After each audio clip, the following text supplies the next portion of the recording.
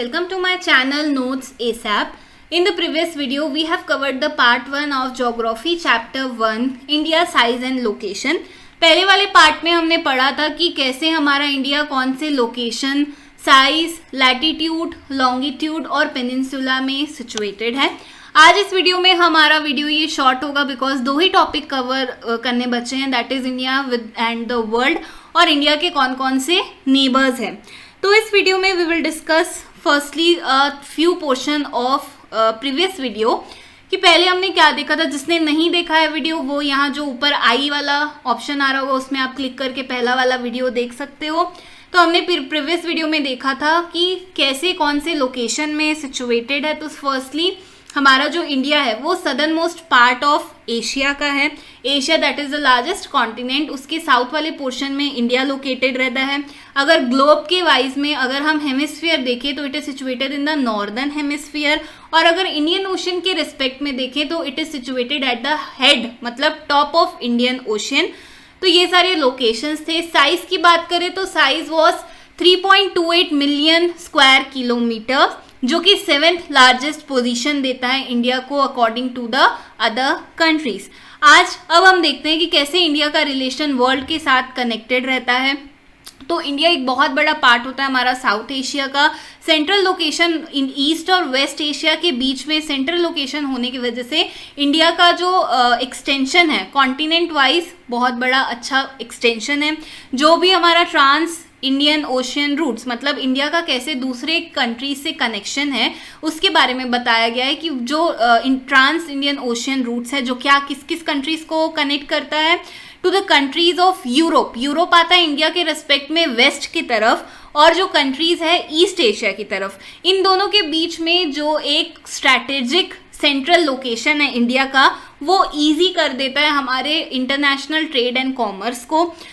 Now comes the Deccan Peninsula extends towards the Indian Ocean, helping India to establish close relation with West Asia, Africa and Europe from the western coast and with South East and east Asia from the eastern coast. तो अब Deccan peninsula, Deccan मतलब होता है south का portion. तो south वाला जो peninsula as we discussed कि क्या होता है, जो एक ऐसा लैंड मास जो कि तीन तरफ से पानी से कवर्ड हो उसको हम बोलते हैं पेनिनसुला. तो इंडिया का जो आप वो देखोगे, मैप देखोगे तो वो नीचे की तरफ थोड़ा सा ट्रायंगुलर पोर्शन का थोड़ा सा बनते जाता है. तो इसलिए जो डेक्कन पेनिनसुला है इंडियन ओशन का वो इंडिया को स्टैब्लिश करता है क्लोज रिलेशन बनाने के लिए वेस्ट एशिया से, अफ्रीका से, यूरोप के बारे में बताया गया है. तो ये जो तीन कंट्रीज है ये वेस्टर्न कोस्ट से इंडिया से अपना रिलेशन बनाती है. कौन कौन सी कंट्रीज?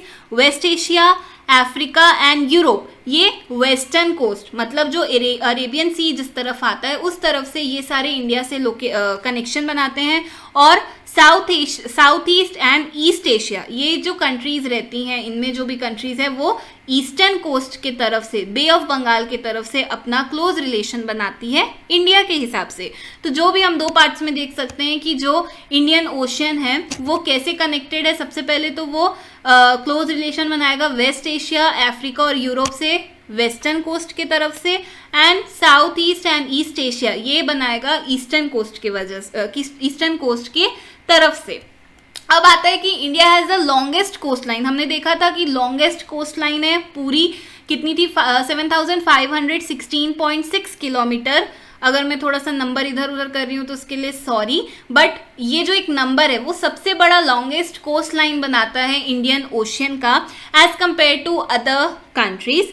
जो भी एमिनेंट पोजीशन, एमिनेंट मतलब जो इंपॉर्टेंट केयरफुल पोजीशन है हमारी, यही एक नाम जस्टिफाई करता है इंडियन ओशियन का जो कि हमारी कंट्री के बाद में दिया गया है. तो लास्ट वीडियो में हमने एक जगह पे डिस्कस किया था कि क्यों इंडियन ओशियन का नाम इंडिया के नाम पे बेस्ड है. तो उसका एक यही रीज़न होता है कि जो इंडिया का जो कोस्ट लाइन है वो बहुत ज़्यादा बड़ा है, लंबा है सबसे.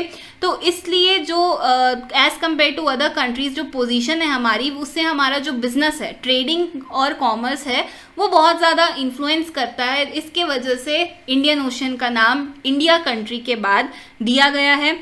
Also there is a point to remember कि सुएज कैनाल, एक कनाल बनाया गया है जिसका नाम है सुएज कैनाल, जो कि 1869 में बना था। इसकी ओपनिंग के बाद जो इंडिया का डिस्टेंस यूरोप से है वो 7000 किलोमीटर रिड्यूस हो गया है।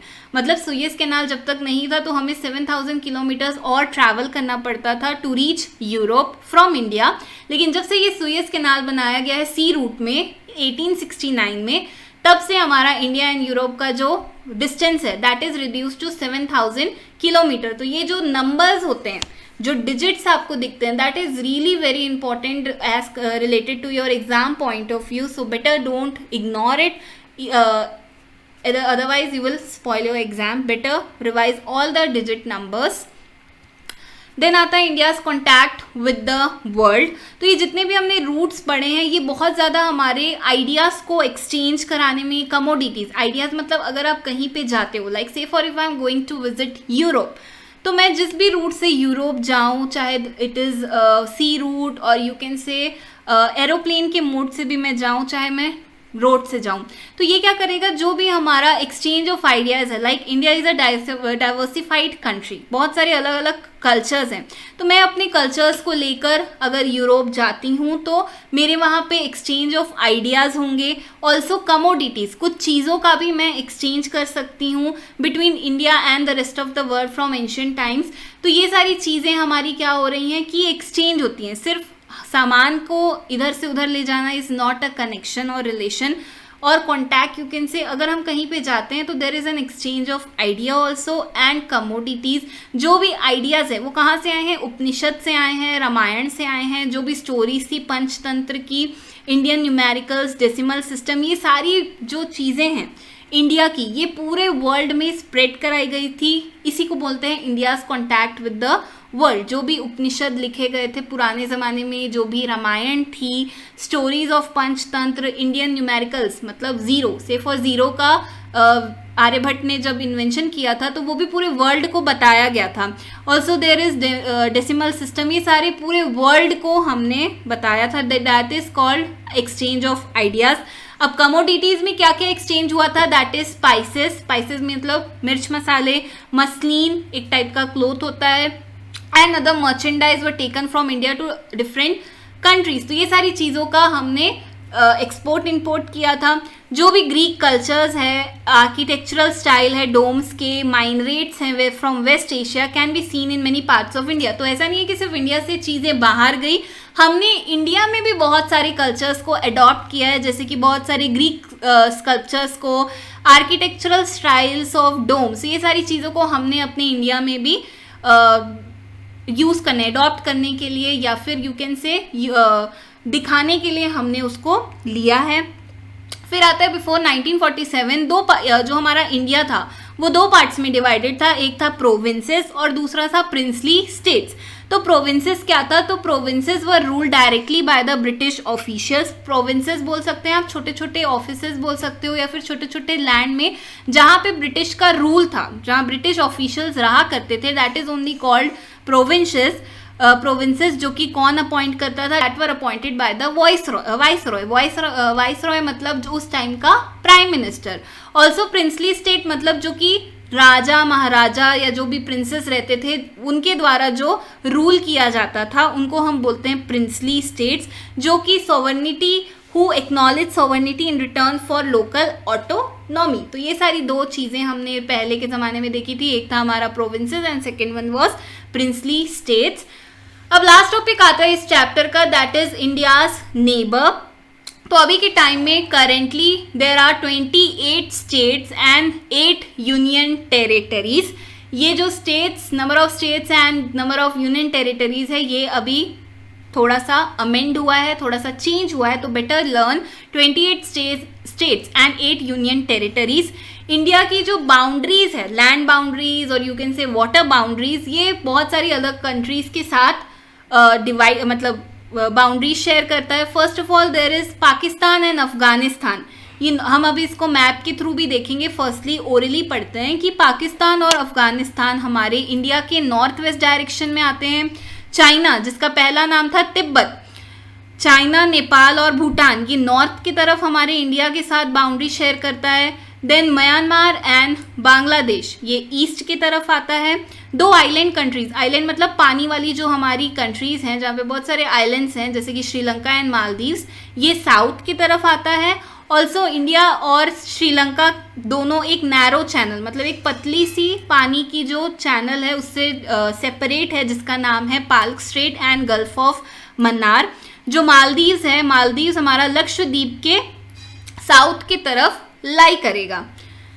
अब देखते हैं मैप में कि कहाँ कहाँ ये जगहें दी गई हैं। तो आप नॉर्थ वेस्ट में देखोगे तो आपको दिखेगा पाकिस्तान, अफगानिस्तान, फिर आता है नॉर्थ की तरफ चाइना, भूटान एंड म्यांमार। फिर आप देखोगे इस तरफ अपना लक्षद्वीप, लक्षद्वीप के जस्ट नीचे आपको मालदीव्स दिखेगा एंड आइलैंड कंट्री है श्रीलंका। अब आपको दो आइलैंड का भी नाम याद रखना है। लक्षद्वीप, लक्षद्वीप आएगा हमारा अरेबियन सी की तरफ एंड अंडमान एंड निकोबार आता है हमारा बे ऑफ बंगाल जो कि ईस्ट के तरफ है। तो ये सारी चीज़ें हमने आज इस वीडियो में कवर करी। आई होप आपको ये वीडियो अच्छा लगा हो तो प्लीज़ लाइक कर देना, जो भी डाउट हो उसको कमेंट कर देना और अच्छा लगा तो शेयर कर देना। Thank you.